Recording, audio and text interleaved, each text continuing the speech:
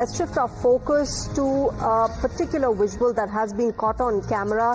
Is this police arrogance, we ask? The DSP has asked a 60-year-old elderly woman protester to shut her mouth and board the police detention vehicle, else I will thrash you. Now, this has been caught on camera. Remember, this was happening in the Tirupur district where over 500 locals had been protesting against the Tirupur Corporation for allegedly dumping garbage collected from 60 wards in their area.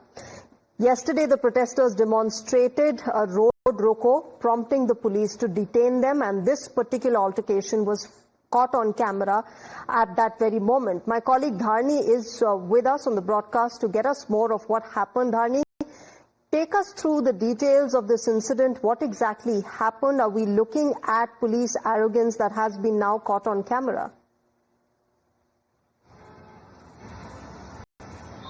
Well, this happened in Tirupur district of Tamil Nadu. Locals from the Mudalipalayam area, they've been protesting for the past few months, alleging that the Tirupur Corporation is dumping garbage collected from around 60 wards in their area. So they are opposing this, garbage dumping in their area that's been going on for a few months now. So a couple of days back, they demonstrated a road roko as a sign of protest against Tirupur Corporation. That is when the police confronted the protesters, and a lot of push and pull happened between the protesters and the police department. So at that time, DSP, Palladam DSP, he can be seen threatening an elderly woman. He says that if the 60-year-old woman is not getting into the police detention vehicle, then he will have to thrash her. I'll thrash you if you don't enter the police detention vehicle. He also goes on to tell her to shut her mouth and enter the vehicle without any delay. If she doesn't enter the police detention vehicle, he will thrash her, is what he says. So this instance was caught on camera by one of the protesters, and now we're showing the visuals of this particular sequence. This definitely indicates a police high-handedness, because she was an elderly woman, a 60-year-old protester who was protesting against the garbage being dumped in her area, and this is how the DSP of that particular locality treated her, told her to shut her mouth, and told her to enter the police detention vehicle as soon as possible.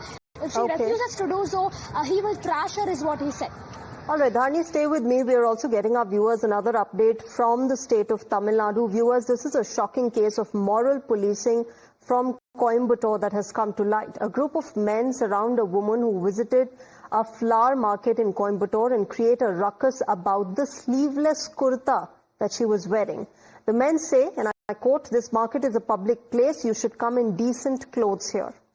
Now, despite the woman continuously stating that her dress isn't indecent and it's her fundamental right to wear what she likes, the men surround her, threaten her into stopping recording of the video and of the conversation.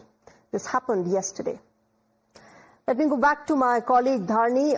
Dharni, this is shocking. This is, 2025 that we are living in, and we still have men moral policing around, telling women what to wear and what not to wear. Get us more details of what exactly happened.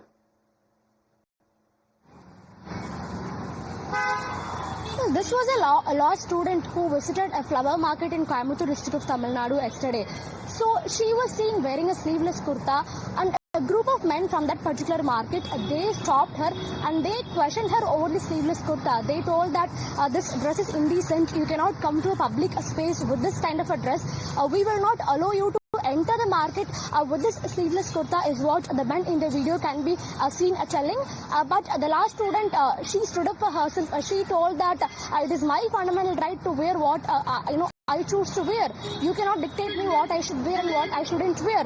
My clothes, my choice, is what she reiterated throughout the sequence. And at some point in the video, it can be very clearly seen that the men not only moral police her, but they also intimidate her and threaten her into not recording a video, because the woman can be seen recording a video of this entire sequence. In fact, her friend who's accompanying her, they are recording a video of this entire sequence, and that is when the group of men seen in the video, they are threatening them into not recording a video. They are shouting and screaming, and they are literally intimidating them into not recording a video of what is happening there.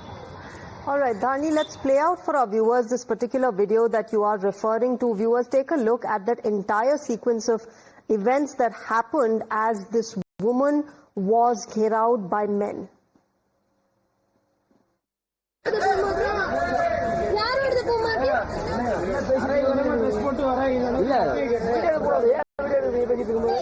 அப்புறம் இவங்கள சொல்றேன்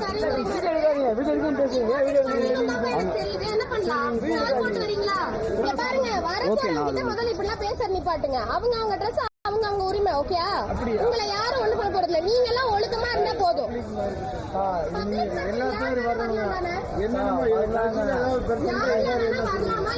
public market தானே.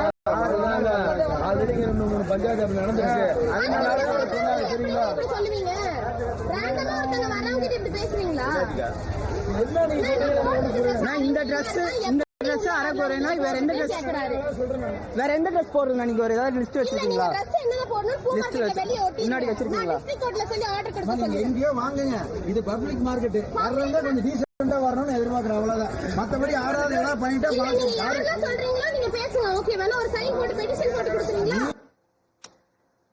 All right, joining me now is the female student at the center of this entire controversy and who had to bear all this moral policing by the men.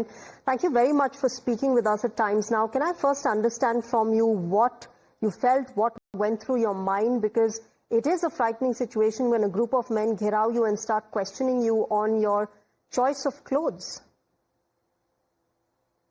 There was a guy who commented me not allowing me into the flower market because I was wearing a sleeveless dress. And the word he used to comment me was, in Tamil, he said, and that is like, which is a kind of shaming a women to reveal their body parts. And the only body part that was revealed there was both of my hands. So this was the thing which he commented on me, and it was a public teasing actually. So what was going on my mind was, obviously it was not surprising because well, actually this is not a really unexpected thing from men, and also cities are not very well influenced. Local areas of the cities are not very well influenced about inclusivity or about any rights, any human rights, whatever we call it. So here it was. What was disappointing was, how can he have the audacity to question a woman in a public place like that because of the dress she was wearing, only because of the sleeves she was wearing in the public, and tell her not to come in? So what did the authority he have, and what was the privilege he had in that area? So if you see in that case, he's a man. So he's a man. That is one of the privilege. And secondly, that area or the locality maybe. So this was the thing that was going on in my mind that time, and I could not be like able to make more things like do more activism things or talk more, because men gathered together, made noise, made chaos, and pushed me and my friend out of the market. So I was not able to give a proper thing because they were gathered. Men were gathered in like more than 15 to 20 men. All right. Thank you so much for speaking with us on Times Now. Of course, it's been a harrowing experience for you, and fortunately and thankfully, you chose to speak up. But there are many women who do not speak up, and they need to have that, support system as well, where they know that they will speak up and no harm will be done to them. Thank you very much for speaking with us on Times Now. Moving on, viewers, a Swami from an institute run by an